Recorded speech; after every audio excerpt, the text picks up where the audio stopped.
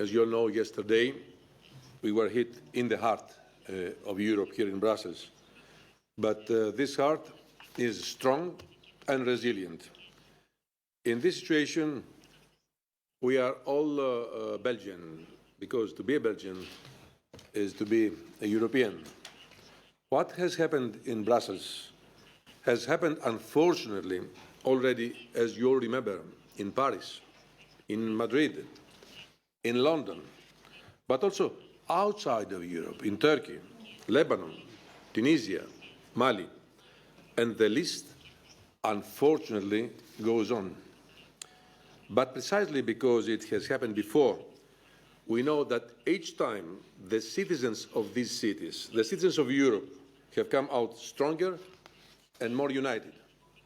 To those that wish to divide us, we respond with more unity, resilience, solidarity, cohesion, and strength. A threat towards Europe needs a European response, and we have been calling for it during the last months. We cannot keep learning the hard way, but the events in Brussels show once again that we absolutely need more coordination and more information and intelligence sharing. The fact that the perpetrators of the Paris and Brussels attacks were already known to the police proves this once again. Information gathering and information exchange are the cornerstone of our security. Our information needs to be interconnected. Our systems need to talk to each other. That is where we need to improve as soon as possible, urgently. Last year, as you all remember, we launched the European Counter-Terrorism Centre in Europol. Member States have to use it more and better by sharing information proactively and consistently, by offering resources and sending experts. Member States have to trust each other. Yesterday, I was immediately in touch with the Belgian Deputy Prime Minister, Mr. Jambon, and several other European Ministers of Interior, including the Dutch Presidency of the Council. I proposed to react immediately and organize an extraordinary meeting of the Ministers of Interior, and I'm glad to say that this will happen as soon as possible, maybe within the next 2 days. We are all confronted and we are all facing the same challenges, so we need a coherent and coordinated approach. And that is precisely what the Commission has proposed from the very outset through its European Agenda on Security. Certain issues, it is true, they are still on the table, and others need to be implemented properly.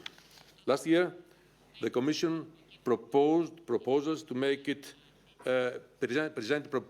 make it more difficult to acquire firearms in the European Union, aimed at tightening controls on the acquisition and possession of firearms, as well as common minimum standards for deactivation of firearms. The European Parliament and Member States have to work quickly and constructively now, because we have to reduce the risks of guns falling into wrong hands. In that same period, the Commission adopted proposals to step up the fight against terrorism and organised crime by revising the existing framework decision on terrorism. More than 3 months later, the proposal is still on the table, and negotiations are going slowly. But also, for the tools we have, Member States must use them better. For example, an agreement was reached on our proposal for an EU passengers' name record end of last year, but things needed to be finalised soon. The European Parliament should vote at the earliest possible moment, and Member States must not delay implementation. Better implementation also goes for the Schengen information system between national border guards. The Interpol databases on stolen and lost travel documents, and the PRUM framework for police officers to exchange forensic data. Finally, there has also been a lot of talk about Schengen. First of all, let me say that Schengen is not the problem. But let me also say that we cannot have a secure area of internal free movement without better control of our external borders. That's why we proposed systematic checks for all those who enter, but also why we proposed the European Borders and the Coast Guard. The current temporary borders control that have been introduced cannot remain forever. That is why the two proposals by the Commission need to be adopted urgently.